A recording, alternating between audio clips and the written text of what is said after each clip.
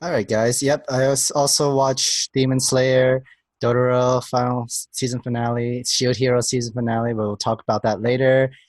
Attack on Titan was really good. I really loved Demon Slayer last episode. Like, wow, the sleeper takes the cake, and Yo, the yo, sleeper took the Question, cake. question, are we ready to talk about that right now? Let's do it. no. Let's do it. Can we? Anybody see that coming? Did anybody say, because when me and Sam read the title, like, wait, let's just sleep. So if we know anime tropes out here, when a person sleeps, that means they're about to be a killer on beast motherfucker coming out here slicing demons, slicing out vampires, zombies out here. So me and Sam figured it out before we saw it. We didn't watch the episode before it came out or nothing. We just literally read the title. We assume it. They should have never said that title. They should have never added it at the end. So I always thought it was going to be 50-50, right? There's a 50% chance that he's actually like a sleeper badass, right? And then there's a 50% chance He's a that bitch. he's just a bumbling idiot like Hercule, and everyone he's great, and that's how he became a demon slayer. But they gave us what we all wanted. He's actually a sleeper badass. Holy shit. I lost my mind. Breathing. Thunderclap. Amazing. He's like, Thunderclap and Flash. Holy shit. Yo, He was too quick. He moves. Ray, my brother, what's wrong? the animation, it was amazing. The animation was incredible. Beautiful. Exactly what I wanted. This half-ass character development, though, not what I wanted at all. But I mean, So mad. Like, oh, he got so scared he fell asleep and his body went into muscle memory to protect him. I can see that. Well, when you see it like that, I was so disappointed. I was hoping it was an act. I was hoping that's what he was doing to cope with like the shit that he had to go through to become what he was. That was what he was doing. He was like, this is how I cope. But when I have to act, I don't act unless I have to, is what I was hoping it was gonna be. And no, it was I have a split personality, is what I'm assuming it is. Yeah. He's traumatized to a point that he has a split personality that he doesn't even know exists. I guarantee it. I He can doesn't see even that. know it exists. And I was so really happy that it happened. I'm like, they get to keep this like comedic relief character now, but he's also not completely useless and will hold back the main character is what it is, I think. So I was just a little, I was just kind of like, I was hoping for a little bit more, just a little bit more. Because they made Boar Boy way more interesting. Oh yeah. Way Even more though interesting. he didn't have much cut time, Exactly. he was so interesting. He seems way more interested than Lightning Boy. Way more. What I like about For now. what I like about I don't know. I feel like Boar Boy's going to just get more interesting. Boar Boy, I call him Boar Face because we don't know the gender yet. Once you take out the bait or the Boar Face, anything like that. So I'm just here, everything. Isn't he shirtless? I got a bit spoil about his character, so that's why I cannot say anything no more. But the thing is that really shocked me is that Zenitsu is a person who is kind of like a sleeper agent. Boarface is a person that he was not trained by the Demon Corps because the way he I know. Well, did you hear what he was talking about? Yeah. He's the way self-taught. Yeah. self-taught. So this is gonna be a very dynamic group of Tanjiro, Boarface, sleeper agent, and his sister Nezuko. This is gonna be an interesting group of them that we're gonna see in the second core that I'm very hype about. It's very gonna be. I'm curious to see of the whole dynamic because I'm curious to know how they're all gonna work out, of how they're all gonna collapse together, and if they're gonna find out about the sleep agent, if they're gonna, hey, my dude, you know that you're a skillful fighter when you sleep. Do you know that? So, I'm sure that'll be one of the yeah. first things they cover because they can't use that for too long. Yeah. exactly. Because he's you a can't do it coward. again. You've already done it. Yeah. I mean, basically, because he's like a coward when he's awake, and he like falls in love so easily, and like he was the kind of character that was like, I was gonna marry this girl. Why the hell you ruined this chance for me and all that stuff?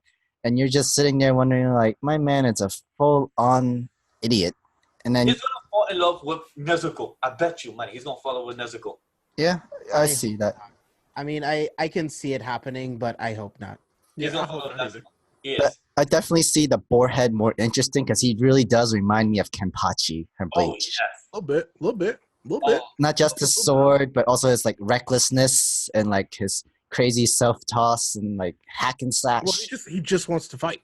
That's Oh it. yeah, Just and wants like to fight. my Just man wants to kill spent demons. 3 days Not in a even that. It was just mansion. fighting. He Yeah. spent 3 days in a mansion, not even eating, not even sleeping. This man just wants to fight. I'm like, my man needs a Snickers or something like that because he's hungry. I think he may be hungry. But this episode also, because I can't not talk about my boy Tanjiro, who The continues to be one of the best heroes. My this God, speech he's was so amazing. yes, he's so good. It's like the shonen quote that every like main character used to give themselves inspiration, give themselves a more of a power up kind of thing. But it was more every his realism. attribute of a shonen character that I want. But he's got one that not many of them get is that his mortality. He's Yes. not all powerful. He knows that he can die.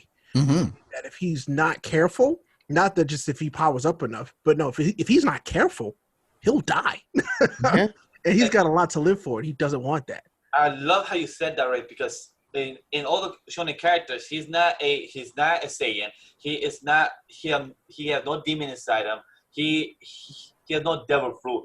He don't have no type of magic. He's just a regular human who has a skillful sword that he knows how to fight with, and has right now a broken rib that right now he's trying to fight the guy. That's all. So And I love a broken leg. Don't forget. Yeah. Mm-hmm. and a broken leg. So you bring up a great point, right? And I love that how you brought that because he's a human that's trying to protect his sister and bring him back to being a human.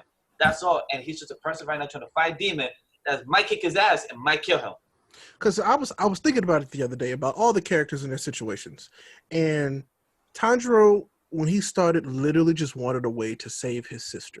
He didn't go into this saying, "I'm gonna be the best demon slayer in the world. I'm gonna kill all the demons." No, I want to help my sister. How do I get my sister back? That was his initial quest, and it just happened to be forced into this life as a demon hunter that he then accepted because he was like, "Okay, if this is the only way to help my sister, this is what I'm doing."